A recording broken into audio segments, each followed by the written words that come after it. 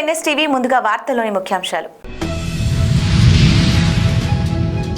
గత వైసీపీ ప్రభుత్వ విధ్వంసం నుండి ప్రజా రాజధాని అమరావతిని కాపాడుకునేందుకు చేపట్టిన ఉద్యమాల సందర్భంగా నమోదు చేసిన అక్రమ కేసు విచారణ నిమిత్తం ఈరోజు విజయవాడలోని కోర్టుకు పార్టీ నేతలతో కలిసి మాజీ మంత్రి టీడీపీ రాష్ట్ర ప్రధాన కార్యదర్శి దేవినేని ఉమామహేశ్వరరావు గారు హాజరవ్వడం జరిగింది. అందరికీ నమస్కారం. 21/9/2022 2022 సంవత్సరం సెప్టెంబర్ 21వ తారీఖున జగన్మోహన్ రెడ్డి ప్రభుత్వం, వైఎస్ఆర్ కాంగ్రెస్ ప్రభుత్వం ఆ రోజు వ్యవస్థాపక అధ్యక్షుడు మోహన్ గౌడ్ ఎన్టీ రామారావు గారి పేరు మీద ఎన్టీఆర్ హెల్త్ యూనివర్సిటీ చాలా ఉన్నతమైన ఆశయాలతో ఆ రోజు ఎన్టీ రామారావు గారు మెడికల్ యూనివర్సిటీని ఏర్పాటు చేయడం జరిగింది. తర్వాత చంద్రబాబు నాయుడు గారు ముఖ్యమంత్రిగా మహానుభావుడు ఎన్టీ రామారావు గారి పేరుని పెట్టడం జరిగింది. ఆ యూనివర్సిటీ పేరుని, ఎన్టీ రామారావు గారి పేరుని జగన్మోహన్ రెడ్డి ప్రభుత్వం, జగన్మోహన్ రెడ్డి ఆ పేరు తీసేయడంతో ఆనాడు కార్యకర్తల నాయకులు అందరూ కూడా అప్పటికప్పుడు వెలుపూడి మరి ఇది దుర్మార్గం, అమానుషం అని అందరం కూడా తెలియజేయటం జరిగింది. అన్యాయంగా, అక్రమంగా ఆ మాట చెప్పినందుకు మా మీద కేసు బుక్ చేసి 592/2022 భువనేశ్వరం పోలీస్ స్టేషన్లో అన్యాయంగా ఎఫ్ఐఆర్ కట్టడం జరిగింది. ఆ రోజు నుంచి ఈ రోజు దాకా వెంగనేని నరేంద్ర, అలాగే గోడపాటి పద్మశేఖర్ గారు, అలాగే గిరిజాల సాంబశివరావు, చిన్ని మూలపాడు, కారుమంచి దుర్గారావు, అలాగే ఇంకులు భాగ్యరాజు, వీళ్ళందరూ కూడా 2022 నుంచి ప్రతి వాయిదాకి విజయవాడ కోర్టుల చుట్టూ తిరుగుతున్నారు. గత 4 వాయిదాలు కూడా చాలా ఇబ్బంది పడుతూ వాళ్ళు కూడా ఈ కార్యక్రమం వాళ్ళకి ఎన్ని పనులు ఉన్నా కూడా క్యాన్సిల్ చేసుకుని రావడం జరిగింది. ఈరోజు కూడా ఎట్టి పరిస్థితుల్లో అందరూ హాజరవ్వాలని కోర్టు ఉత్తర్వులు ఉండటం వల్ల తప్పకుండా అందరూ కూడా హాజరయ్యి ఇది అన్యాయంగా, అక్రమంగా కేసు గణించారని చెప్పి తెలియజేయడం జరిగింది. చిన్న చింతకుంటలో పవిత్ర రంజాన్ మాసం సందర్భంగా ఉపవాస దీక్షలో ఉండే ముస్లిం సోదరుల కోసం ఏర్పాటు చేసే ఇఫ్తార్ విందు ఆత్మీయత, మత సామరస్యానికి ప్రతీక అని దేవరకద్ర ఎమ్మెల్యే జి మధుసూదన్ రెడ్డి అన్నారు. మండల కేంద్రంలో సొంత బజారు ప్రాంగణంలో ముస్లిం సోదరులకు రాష్ట్ర ప్రభుత్వం తరపున ఏర్పాటు చేసిన ఇఫ్తార్ విందులో ముఖ్య అతిథిగా ఎమ్మెల్యే జి మధుసూదన్ రెడ్డి హాజరయ్యారు. పవిత్ర రంజాన్ మాసంలో పాటించే ఉపవాస దీక్షలు ఎంతో భక్తి శ్రద్ధలతో పాటిస్తారని, అల్లా ఆశీస్సులు ఎల్లప్పుడూ అందరికీ ఉండాలని కోరారు.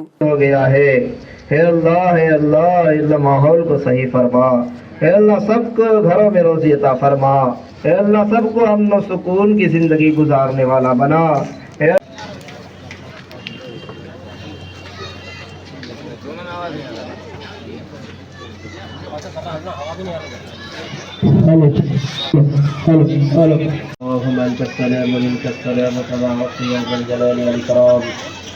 ربنا آتنا في الدنيا حسنة وفي الآخرة حسنة وقنا عذاب النار. ربنا ظلمنا أنفسنا سبحانك إنا كنا من الظالمين. اللهم أعنا على ذكرك وشكرك وحسن عبادتك.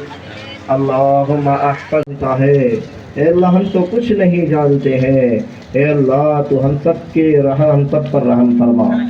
अल्लाह तो हम सब के हाल पर करम फरमा. अल्लाह तो हम सब के गुनाहों. తెలంగాణ ప్రదేశ్ కాంగ్రెస్ కమిటీ ఆధ్వర్యంలో హైదరాబాద్ గాంధీ భవన్లో శ్రీ విశ్వవసునామ ఉగాది పండుగ సందర్భంగా నిర్వహించిన వేడుకల్లో ముఖ్య అతిథిగా హాజరైన గౌరవ రాష్ట్ర ఉప ముఖ్యమంత్రి భట్టి విక్రమార్క, రాష్ట్ర ఉప ముఖ్యమంత్రి గారికి ఘనంగా స్వాగతం పలికిన టీపీసీసీ అధ్యక్షులు Mahesh Kumar Goud, fisheries committee chairman మెట్టు సాయి కుమార్ తదితరులు.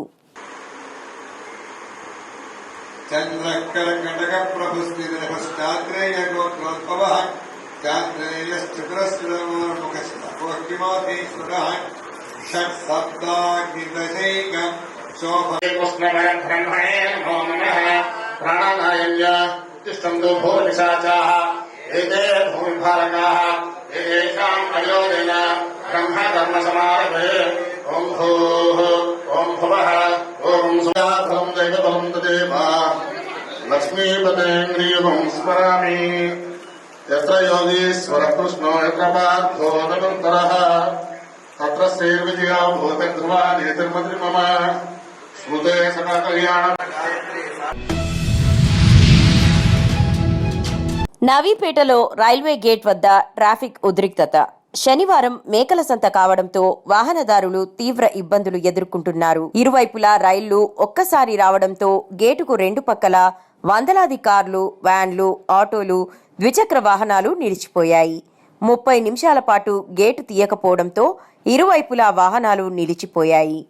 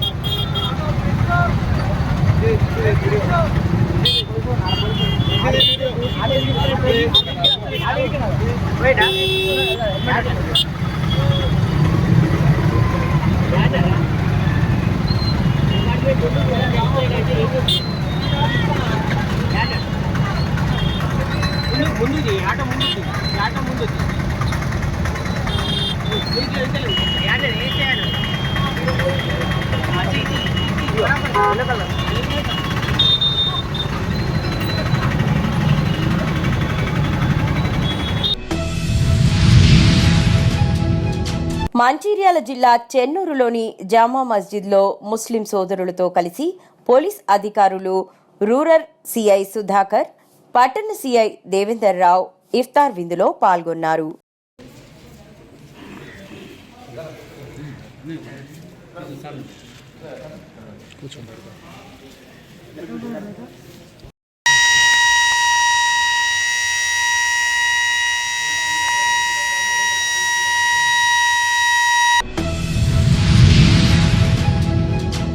మంచిర్యాల జిల్లా లక్కేటిపేట పట్టణంలోని కేరళ ఇంగ్లీష్ మీడియం స్కూల్ మొదటి వార్షికోత్సవ వేడుకలు స్థానిక ఎస్పీఆర్ ఫంక్షన్ హాల్లో ఘనంగా నిర్వహించారు. ఈ కార్యక్రమానికి ముఖ్య అతిథులుగా ఎమ్మెల్యే ప్రేమ్ సాగర్ రావు, ఎంఈఓ హెలెన్ ధారతి, చల్ల Nagabhushanam, RTO director Ankathi Srinivas, Congress party మండల అధ్యక్షుడు పింగిలి రమేష్ జ్యోతి ప్రజ్వలన చేసి వేడుకలను ప్రారంభించారు.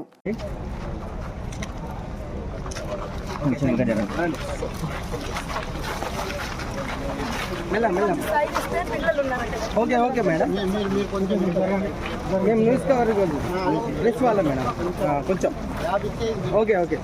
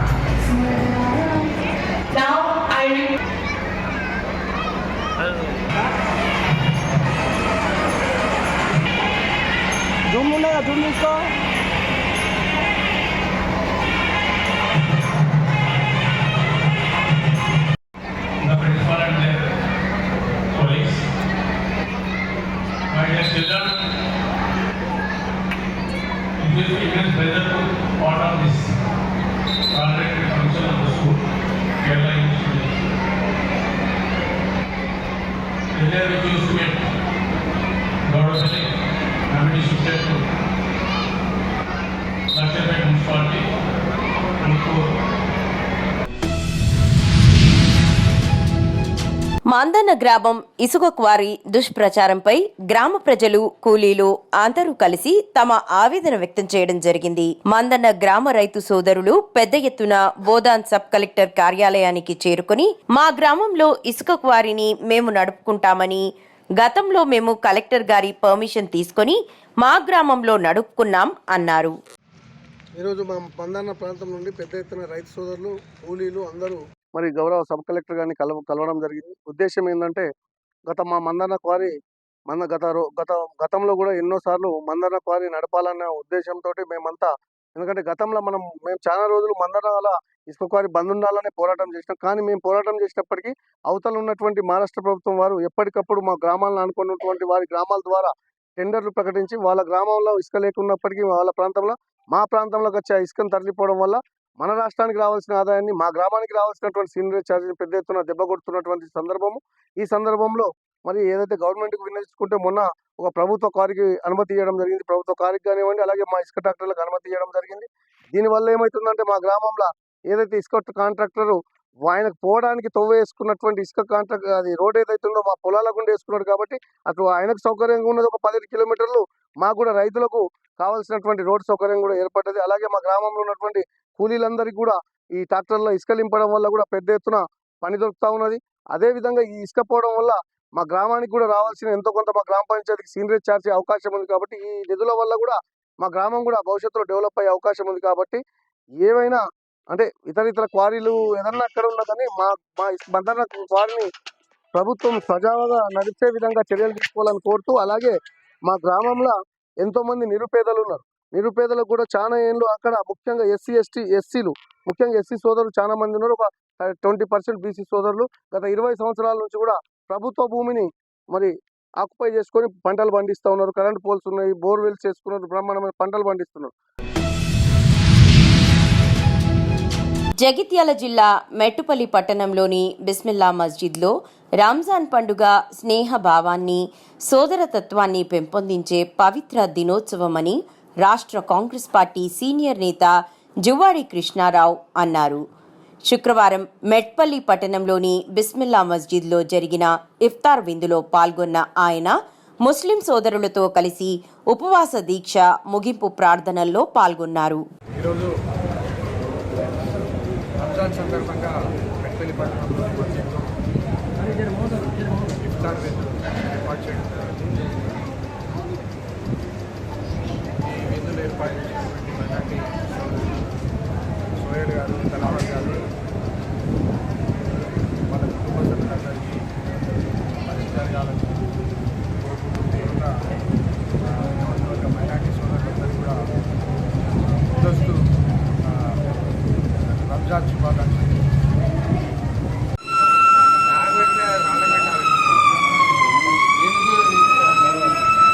కొద్దిగా ఆగి అలా इधर देखो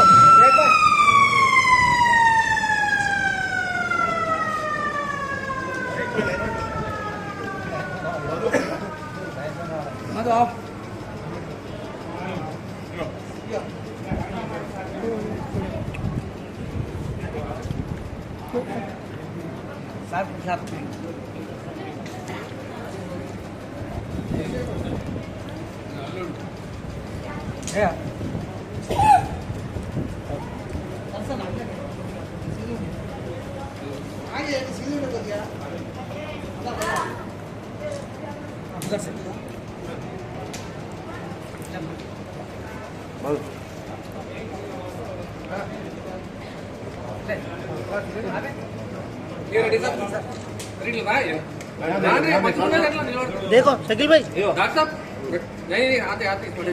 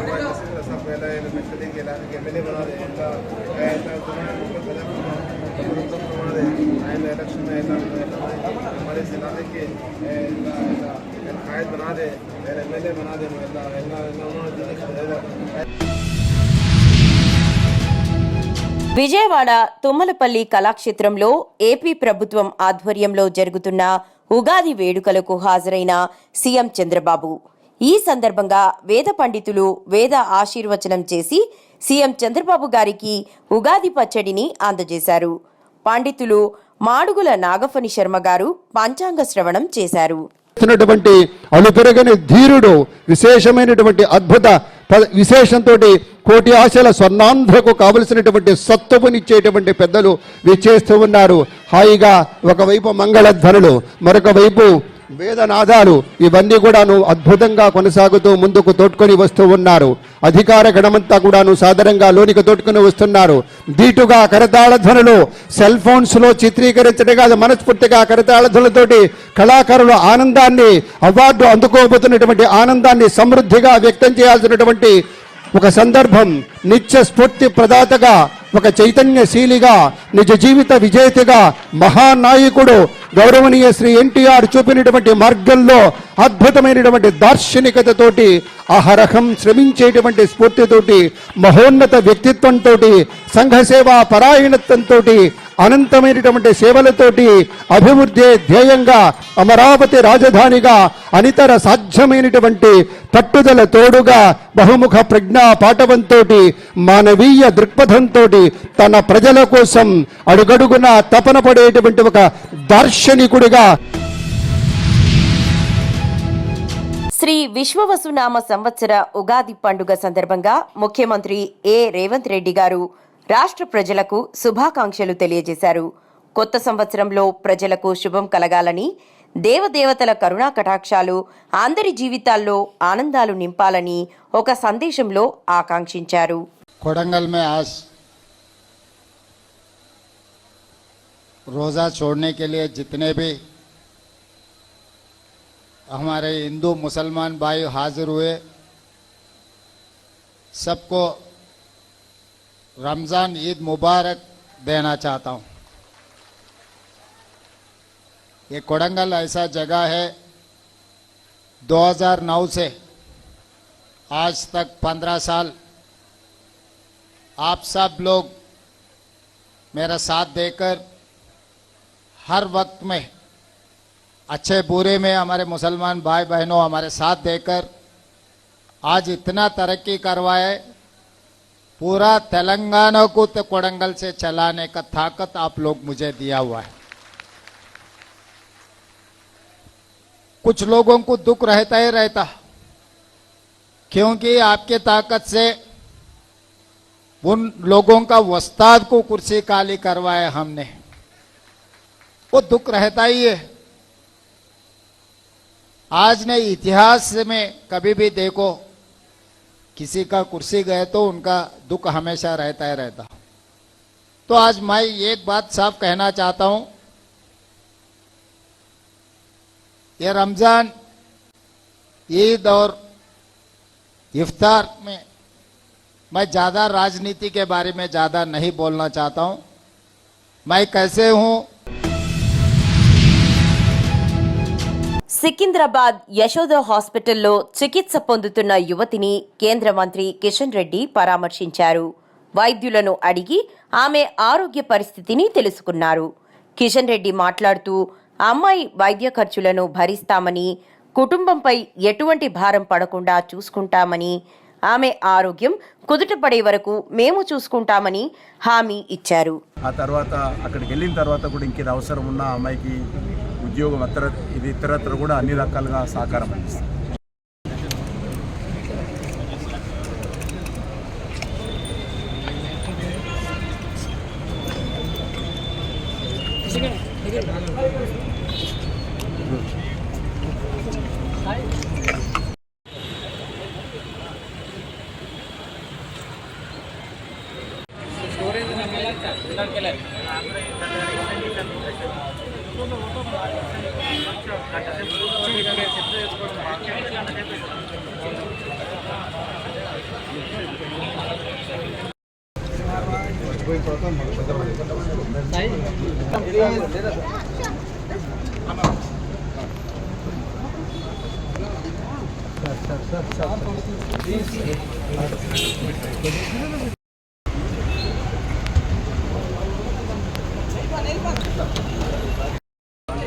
అంటే ముందుకు ఆగుతాడు కదా, మళ్ళీ వీడు ఆగుతాడు. ఇప్పుడు ఎట్లా కారు అవుతాడు.